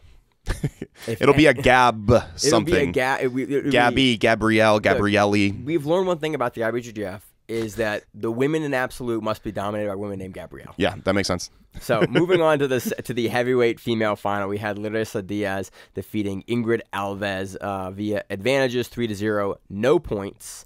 Ingrid pulls again, gets a near pass. There's really 6 minutes of about a double under stack. Yep. And near advantages and a back take. Overall, that was the entire match. Yep. It was a lot of double under, which was unique to see, but it was defended in classic ways: hips down, control of the sleeves.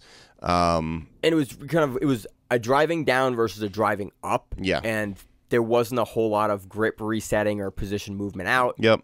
That was the match. And Larissa's able to take it on the ads for her efforts on that. Yeah. Yeah. Which I think was a very, very reasonable, it was a legit awarding win. of the advantages and reasonable final there.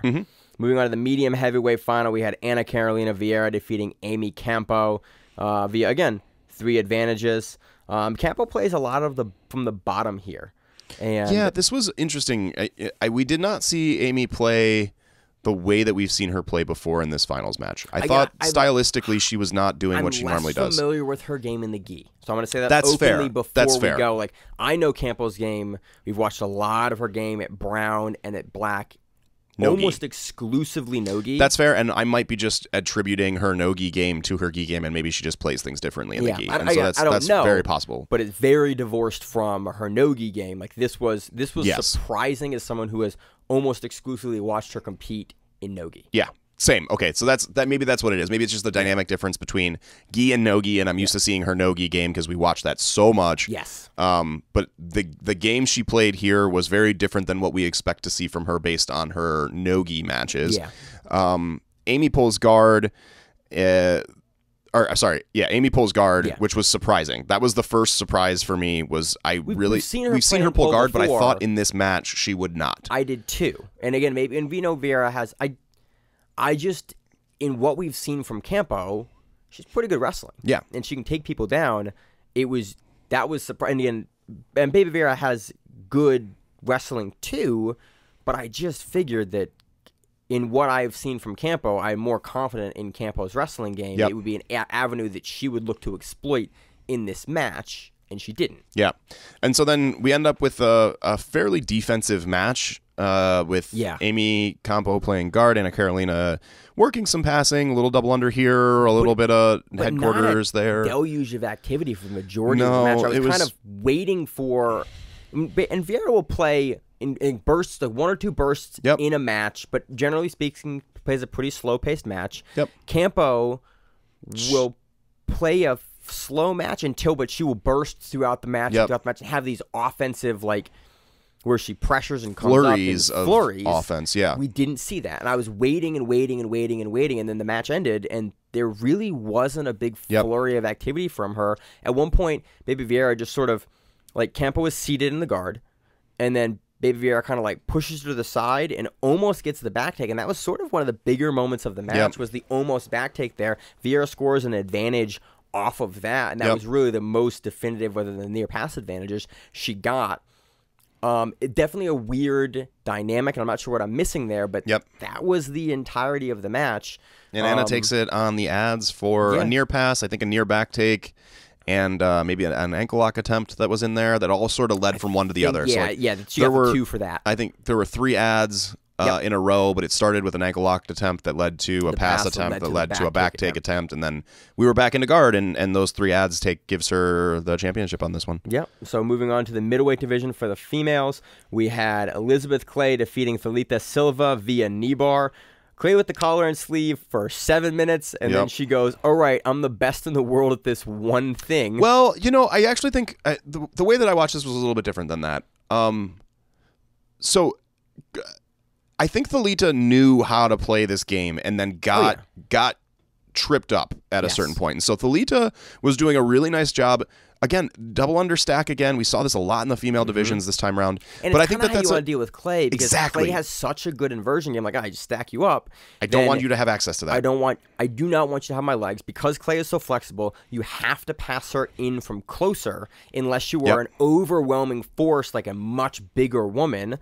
You're not going to be able to pressure and crush her hips down. You're not going to be able to prevent the inversion. So how do you deal with that? Tactically, you sit in the stack or working towards the stack to at least maybe get her to have to roll over her shoulders to be able to counter that way. But the issue with this particular matchup is Elizabeth Clay is incredibly flexible. Yeah. Like, her mobility and strength in that mobility is flexible and strong. Not just I can get my leg in front, but then I have strength there. I can press you out from that knees in position in wild. a way that most other people cannot. So when she's grabbing the collar sleeve, even if she's forced all the way in, you can tell, and we see a bunch of times Thalita kind of like goes to want to do something, and Clay goes, I'm just going to kind of readjust my foot there, and you're like, oh, you can just decide to move your foot from this crushed-in position in this collar sleeve guard. That must be a nightmare to deal with as the top player, because I know I can't overcommit because Clay's good on the legs, and I also can't even commit to where I want to be because Clay can keep fencing me out with her legs from this crushed-in position that I'm probably not used to most women being able to do. Or, it's men being it's able a to do. human thing that you, like, it's wild, right? And so her flexibility in that case was really impressive, and so Clay is able to fend off the passing, and I think Thalita was doing the right thing here. Oh, absolutely. Because you know that you can't let Clay get in underneath to your legs, and so this is why that 7 minutes happened, because I think Thalita had a good strategy, but then Clay is just so incredibly flexible and strong in that flexibility that even though Thalita's doing the right thing, she can't get it off the ground all the way, and then eventually Clay is able to pull Thalita into the lasso with an underhook on the leg. And Thalita has essentially 2 choices here. She can stand up and try to clear the leg, or she can get swept. Clay is going to knee bar you. And that's exactly what happens. So, I mean, her choice. Swept and Clay's going to knee bar you. Right. Either way, Elizabeth Clay, like, she got DQ'd a bunch at purple for this technique because you can't knee bar, but she was taking people over with the knee bar sweep. Like, Elizabeth Clay, definitely the best woman in the world at this. Probably her, Jason Rao, and Taza are the best at this sweep and knee bar in the world. Yeah, I agree. Bar none. And we see Clay hit it at the highest levels more than anyone else in the world by far. You're screwed. She gets this position on you unless you are a very small selection of women in the world. She's going to knee bar you, and that's what happens. She pulls through. Thalita kind of tries to clear, can't stop the sweep or the knee bar, gets knee barred. And that's what happens. That's the match. Classic Clay match. But it was, I think in Thalita's defense, she played a smart strategy. It's just beautiful tactically, it's just hard to execute that against someone with the, as you said earlier in the show, the attributes of Clay, right?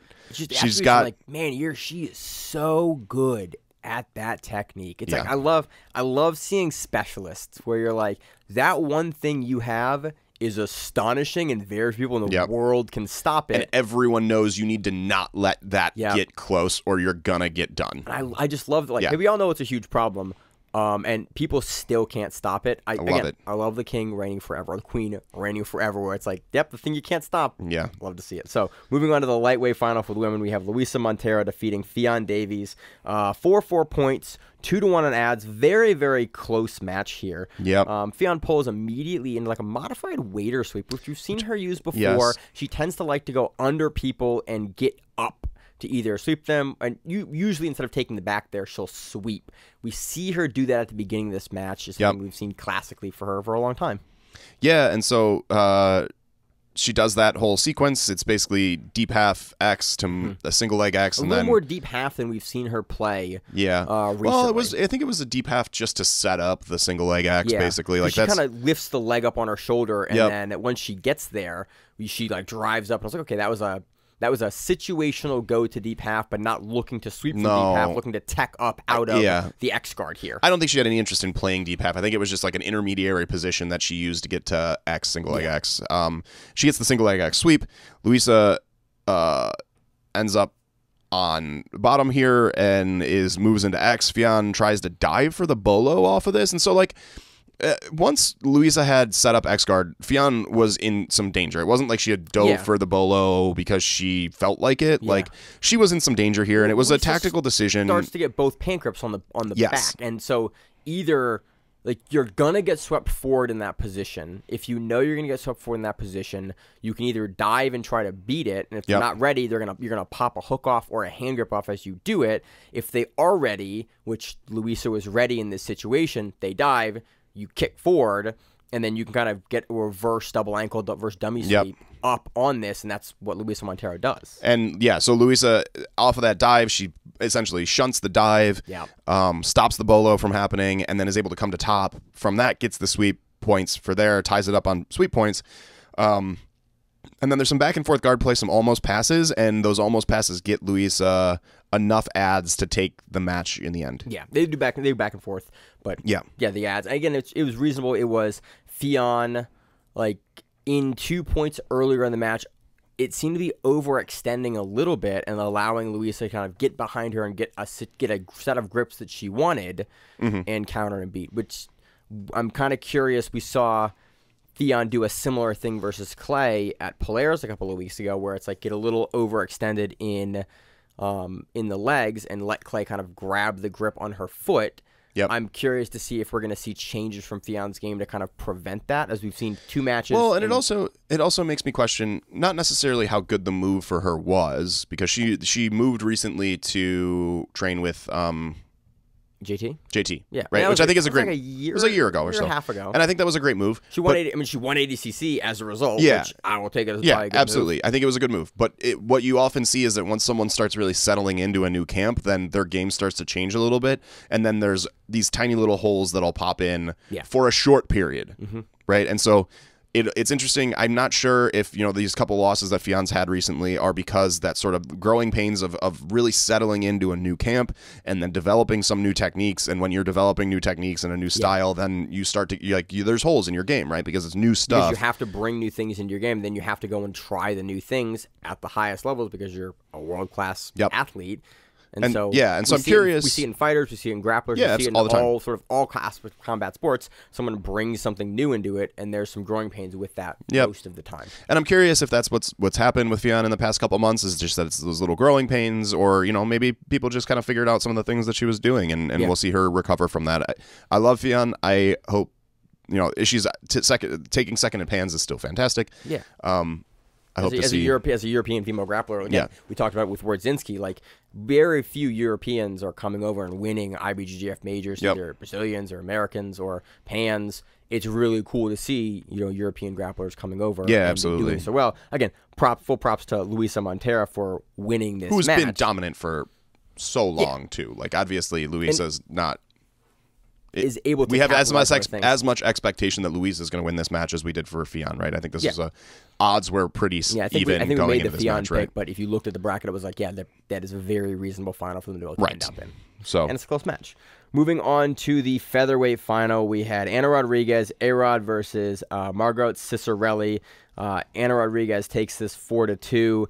She came out hot and aggressive. Yeah, and we've seen that style from Ana Rodriguez before. She likes to come in. That's what I like about her style. Yeah. I like that she comes out again. Some of the smaller women, typically you'll see a lot like a slower pace. They'll get locked up in the guard. Yeah, Ana Rodriguez she comes don't give a out shit. A super aggressive guard pull to sweep, and I was like, that's what she does. And it's neat to have someone like so aggressively work to bottom position and then immediately like look to sweep. It's something we used to see like a couple of years ago, but a lot of times people will like pull the guard, establish their guard, get really strong in it, and then look to sweep. We're seeing a lot more dropping into guarded positions to sweep off of the drop in, where it's like there's not a full guard established yet for either a passing position or a guarded position. We're seeing people willing to take the risk and capitalize off of an early pull to a sweep. It's not always necessarily the risk too. You're capitalizing on dynamic, right? And so once you can make the choice to set things up perfect and then have the person know that they're going to get swept, and then you're just set up so perfectly that you're doing it anyways. The other end of the spectrum is that we're now in a dynamic situation where you don't know what's coming because things have just happened and you don't have time to settle into place. I initiated things, and so I am now in a position to execute something because I know where things are going. And that's the kind of style that Ana has always played, is these sort of immediate, fast-paced work. And I think it's a valid strategy, and I love seeing it here. Margot? Margot. Margot. I think it's Margot. I think it's Margot. I think it's pronounced Margot. Yeah, or Margot. I don't. That's what the announcers were saying, at least. Yeah, let's go with. We're gonna go with Margot. I call her Cicerelli because I can say. We'll say Cicerelli. So Cicerelli is well known for being a lapel player, and then sets up some of these lapel lassos and things like that. She played a really interesting wide lasso game here. I thought was it is uncommon to see, but she played it very well. It's just, again, we talk about shifts in like technique and meta. Certain athletes gravitate towards certain things. She plays a lasso guard game that is from a position with her legs that is not very common. No, it's not. But she does it really well, and she gets the sweep off of it with this, and then we end up into 50-50, right? Yeah, late on there's a back and forth. Yeah. There's some guard play, but there's a big long period of stack pass. There's a go to north south from A-Rod. And then a lot of time in 50-50 with, I think it's 4-2, and then there's 5 minutes left, and it's a lot of 50-50 after that with some back take attempts, and it was an interesting 50-50, but it was about 5 minutes of the 50-50 with back take and back take defense that Ana Rodriguez takes. Again, on that initial forward pressure, she gets the 2, she's able to get the pass later, or sorry, the sweep again later. Sweep and then resweep, yeah. So, it was fun. It was quick. The first half of the match was very quick, and it was fun. Moving on to the light featherweight female finals, we had Maisa Bastos defeating Rose I can never get her last, Shaluli. Rose. And she takes that via advantages. It was tied up on points 4-4. Bastos doing what Bastos does. Pretty much. Yeah. Pretty much. Like, she did De La Hiva to come up guard to like a modified kind of K-guard entry. There's a re-sweep. There's a toe hold out of bounds that gets scored for Rose. And then there's another sweep. And they're back in the guard for advantages and exchanges. Yep. That was rounding out the match. If you've seen Maisa Bastos compete, this was what Maisa Bastos was. I was impressed for Rose for going for the toe hold, again, ending up out of bounds. Sure. She scores on that, which I like. I really love that rule change for the IBJJF because it prevents all the out-of-bounds bullshittery. If you accidentally end up out of bounds with something, you get points for it. If you intentionally get out of bounds, you're DQ'd for it. Yep.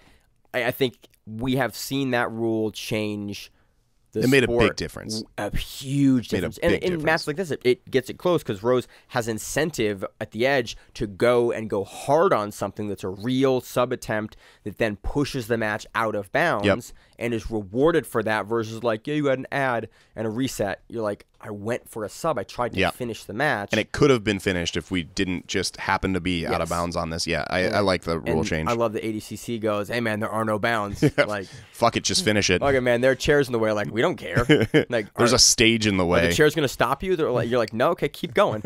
So, Maisa Bastos takes us again in another very, very impressive performance. Moving on to the Roosterweight finals, we had Jessa Carolina defeating Jennifer Aquino. This was a decision, 0-0. Guard work. Very defensive. Yeah. Very defensive match. All the way through, ended up on 0-0 with a ref's decision. Yeah, I think it was very reasonable for there's two Jessicas on my notes here. Very reasonable for Jessica Caroline to take this. Yeah. She was just more active. Yeah. She wins it on on aggression. I'm fine with that. She was on the bottom. It was a 0-0 match, she was but doing something versus Jennifer was sort of on top. Maintaining top position, but it didn't seem like she wasn't actively passing as much as I would have there weren't liked to like see, demonstrable attempts to pass, and so Yep. in a match like that, I would love potentially to see more stalling called in matches like this.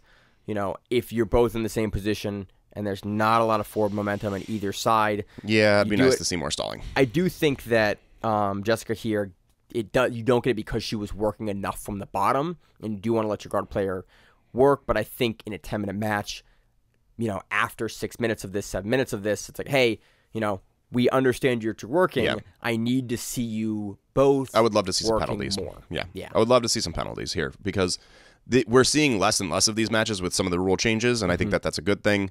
It's still an option to happen every once in a while if both players are just not wanting to lose. And also both players are very, very good. Yeah. The margins at the top level are as small as they are. Yep. But I think that's when you need to have a rule change come in and push force people for what you're looking for in your sport. Agreed. So overall a great Pans. Yeah, it was a good Pans. I had a lot of fun. We are seeing, I think, a larger shift in the meta than we have seen previously in some time. And I think some combination of rule changes in IBJJF and focus on ADCC as a premier event, and the resurgence of Nogi as being a respected and dominant form of grappling, I think are really pushing the meta in a direction that's good for spectators. Yeah. I can't wait. Again, we're getting more ADCC Opens in the U.S. Very exciting. They are pushing fast, active matches. I think we're seeing more and more gyms move that direction for both IBJJF and for ADCC, but I think the sport overall is taking cues from other combat sports and realizing that maybe we can't let you set up a lapel guard for 15 minutes.